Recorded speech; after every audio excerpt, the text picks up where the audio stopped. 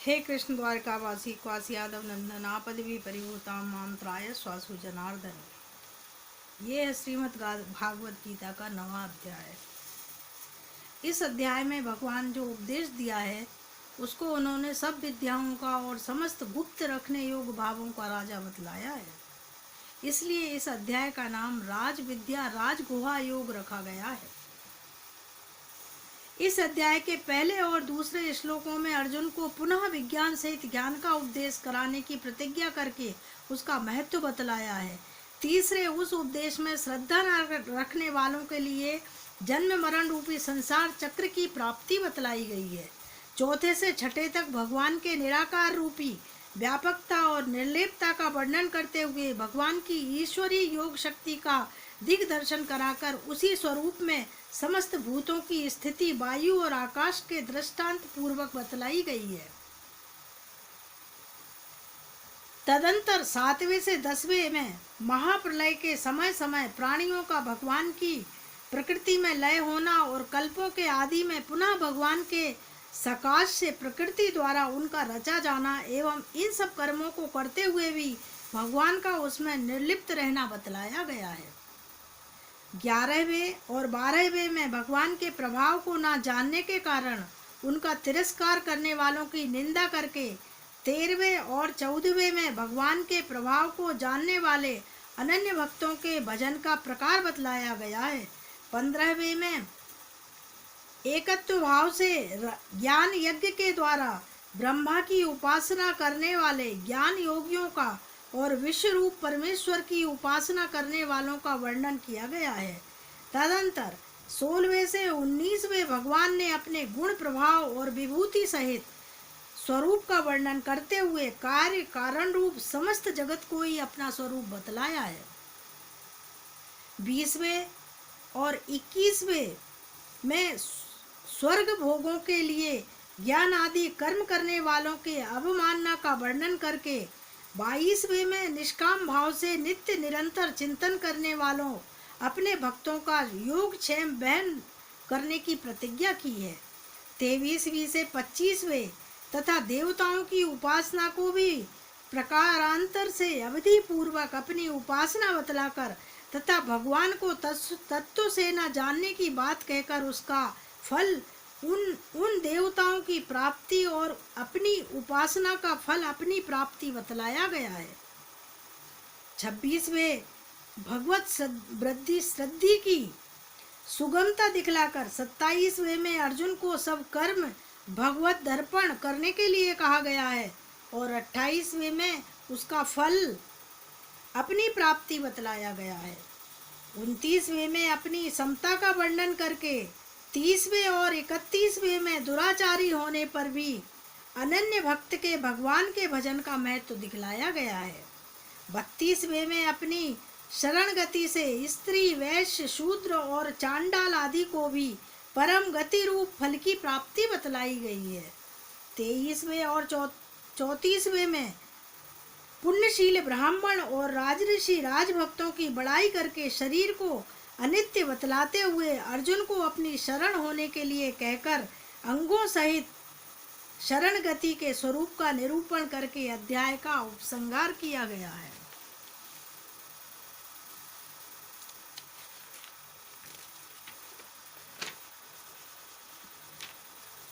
तो 9वां अध्याय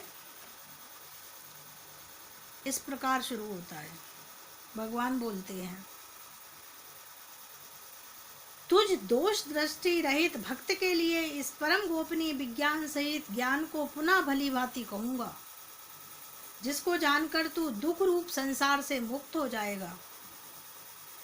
यह विज्ञान रहित ज्ञान सब विद्याओं का राजा सब गोपनीयों का राजा अति पवित्र अति उत्तम प्रत्यक्ष फल वाला धर्मयुक्त साधन करने में बड़ा सुगम और अविनाशी है। हे परंतप, इस उपयुक्त कर धर्म में श्रद्धा रहित पुरुष मुझको ना प्राप्त होकर मृत्यु रूपी संसार चक्र में भ्रमण करता रहता है। मुझ निराकार परमात्मा से यह सब जगत जल से बर्फ के सदृश परिपूर्ण है और सब भूत मेरे अंतर्गत संकल्प के आधार स्थित हैं, किंतु वास्तव में उनमें स्थित नहीं हूँ। वे सब भूत मुझ में स्थित नहीं है, किंतु मेरी ईश्वरीय योग शक्ति को देख कि भूतों का धारण पोषण करने वाला और भूतों को उत्पन्न करने वाला भी मेरी आत्मा वास्तव में भूतों में स्थित नहीं है। जैसे आकाश से उत्पन्न सर्वत्र विचरने वाला महान वायु सदा आकाश में ही स्थित है, वैसे ही मेरे संकल्प द्वारा उत्पन्न होने से संपूर्ण भूत मुझ में स्थित है, ऐसा जान। हे अर्जुन, कल्पों के अंत में सब भूत मेरी प्रकृति को प्राप्त होते हैं, अर्थात प्रकृति में लीन हो जाते हैं, और कल्पों के आदि में उनको मैं फिर रचता हूँ। अपनी प्रकृति को अंगीकार करके भगवान के बल से परंतप हुए इस संपूर्ण भूत समुदाय को बार बार उनके कर्मों के अनुसार रचता हूँ मैं। हे अर्जुन, उन कर्मों की आसक्ति रहित उदासीन के सदृश स्थित मुझ परमात्मा को वे कर्म नहीं बांधते।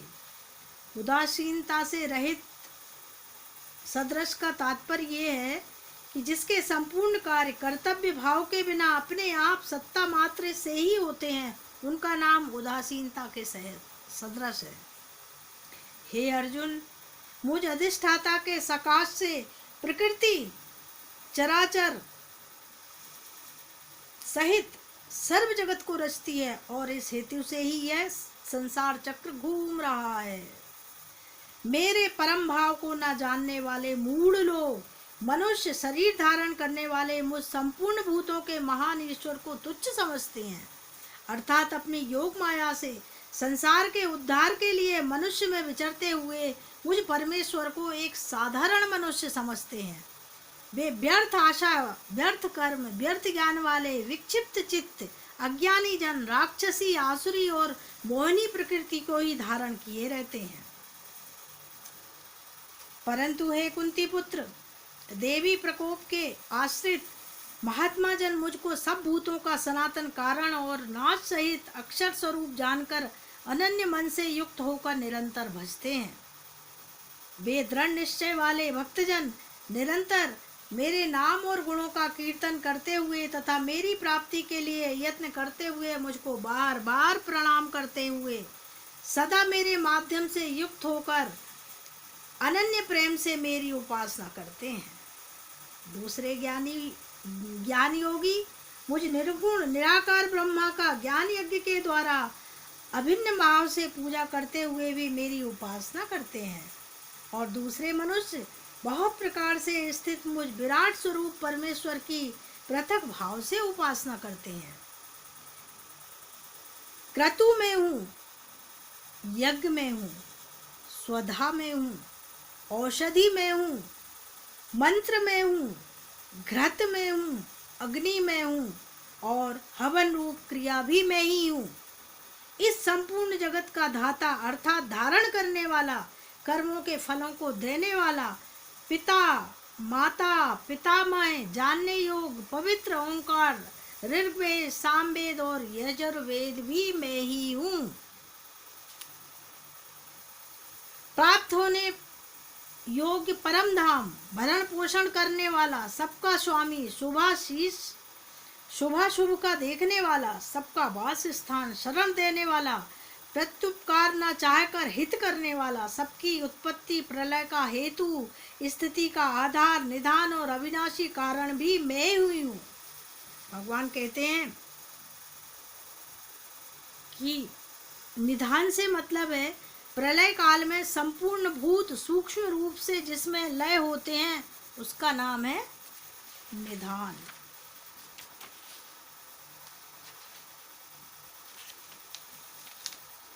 तीनों वेदों में विधान किए हुए सकाम कर्मों को करने वाले, सोमरस को पीने वाले, पाप रहित पुरुष मुझको यज्ञ के द्वारा पूज कर स्वर्ग की प्राप्ति चाहते हैं। वे पुरुष अपने पुण्यों के फलस्वरूप स्वर्गलोक को प्राप्त होकर स्वर्ग में दिव्य देवताओं के भोगों को भोगते हैं। वे उस विशाल स्वर्गलोक को भोगकर पुण्य क्षीण होने पर मृत्युलोक को प्राप्त होते हैं। इस प्रकार स्वर्ग के साधन रूप तीनों वेदों में कहे हुए सकाम कर्म का आश्रय लेने वाले भोगों को कामना करने वाले पुरुष बार बार आवागमन को प्राप्त होते हैं, अर्थात पुण्य के प्रभाव से स्वर्ग में जाते हैं और पुण्य क्षीण होने पर मृत्यु लोक में चले आते हैं। जो अनन्य भक्तजन मुझ परमेश्वर को निरंतर चिंतन करते हुए निष्काम भाव से भजते हैं, उन नित्य निरंतर मेरा चिंतन करने वाले पुरुषों का योग क्षेम में स्वयं प्राप्त कर लेता हूँ। अनन्यास चिंतयन्तो माम ये जना पर्युपास्ते तेषां नित्याभियुक्तानां योगक्षेमं वहाम्यहम्। हे अर्जुन, यद्यपि श्रद्धा से युक्त जो सकाम भक्त दूसरे देवताओं को पूजते हैं, वे भी मुझको ही पूजते हैं, किंतु उनका वह पूजन अविधि पूर्वक अर्थात अज्ञान पूर्वक है, क्योंकि संपूर्ण यज्ञों का योक्ता और स्वामी भी मैं ही हूँ, परंतु वे मुझ परमेश्वर को तत्व से नहीं जानते, इसी से गिरते हैं अर्थात पुनर्जन्म को प्राप्त होते हैं। देवताओं को पूजने वाला देवताओं को प्राप्त होते हैं, पितरों को पूजने वाले पितरों को प्राप्त होते हैं, भूतों को पूजने वाले भूतों को प्राप्त होते हैं, और मेरा पूजन करने वाले भक्त मुझको ही प्राप्त होते हैं। इसलिए मेरे भक्तों का पुनर्जन्म नहीं होता है। जो कोई भक्त मेरे लिए प्रेम से पत्र पुष्प फल जल आदि अर्पण करता है, उस शुद्ध बुद्धि निष्काम प्रेमी भक्त का प्रेम पूर्वक अर्पण किया हुआ वह पत्र पुष्प आदि में सगुण रूप से प्रकट होकर प्रीति सहित खाता हूँ। हे अर्जुन, तू तो कर्म करता है जो खाता है, जो हवन करता है, जो दान देता है और जो तप करता है, वह सब मेरे अर्पण कर दे। इस प्रकार जिसमें समस्त कर्म मुझ भगवान के अर्पण होते हैं, ऐसे संन्यास योग से युक्त चित्त वाला तू शुभाशुभ फल रूप कर्म बंधन से मुक्त हो जाएगा और उनमें मुझ होकर मुझको ही प्राप्त होगा। मैं सब भूतों में समभाव से व्यापक हूँ, ना कोई मेरा अप्रिय है ना कोई मेरा प्रिय है, परंतु जो भक्त मुझको प्रेम से भजते हैं वे मुझ में हैं और मैं भी उनमें प्रत्यक्ष प्रकट हूँ। यदि कोई अतिशय दुराचारी भी अनन्य भाव से मेरा भक्त होकर मुझको भजता है, तो वह साधु ही मानने योग्य है, क्योंकि वह यथार्थ स्वरूप वाला है।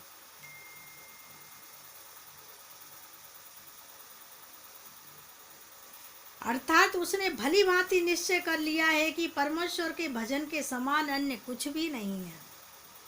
वह शीघ्र ही धर्मात्मा को प्राप्त हो जाता है और सद रहने वाली परम शांति को प्राप्त होता है। हे अर्जुन, तू निश्चय पूर्वक सत्य जान कि मेरा भक्त नष्ट नहीं होता है।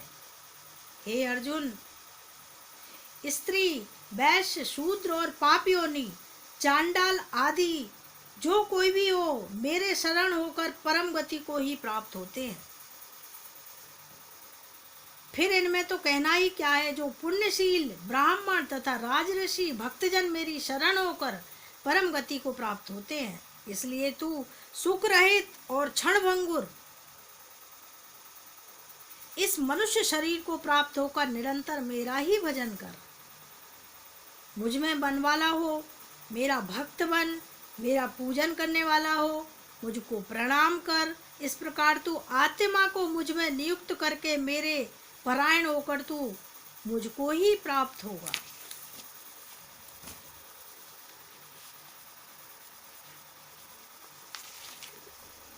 इस अध्याय में भगवान ने कृष्ण ने सुदामा, विदुर, द्रौपदी, गजराज, शबरी, रंतिदेव इत्यादि बहुत सारी चीज़ों का वर्णन किया है, जिसके लिए मैं आपको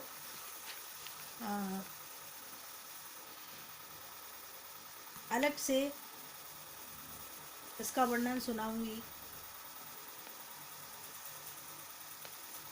तात्पर्य ये है,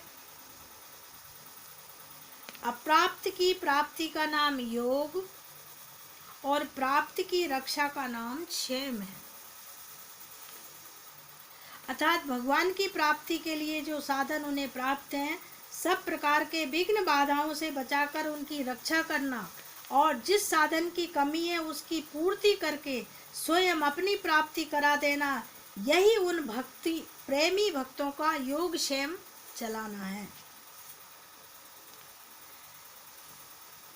जैसे इसमें एक उदाहरण दिया हुआ था कि जैसे मातृपरायण छोटा शिशु केवल माता को ही जानता है, किसी और को नहीं जानता। उसकी कौन कौन सी ऐसी वस्तुएं हैं जिनकी रक्षा होना चाहिए, उसे कब किन किन वस्तुओं की आवश्यकता होगी, इस बात की कभी कोई चिंता नहीं करता। माता ही सिर्फ ये ध्यान रखती है कि इसकी कौन कौन सी वस्तुएं संभाल कर रखनी चाहिए। माता ही ये विचार करती है कि इसके लिए कब किस वस्तु की आवश्यकता होगी और माता ही उन वस्तुओं की रक्षा करती है तथा ठीक समय पर उसके लिए आवश्यक वस्तुओं का प्रबंध करती है।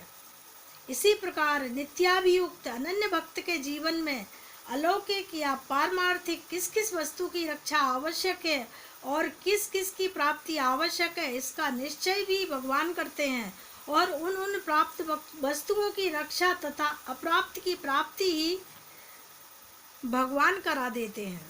जो मातृपरायण बालक माता की देखरेख में होता है, माता जैसे उस बच्ची की बुद्धि की ओर ध्यान न देकर उसका उसमें वास्तविक हित होता है वही करती है।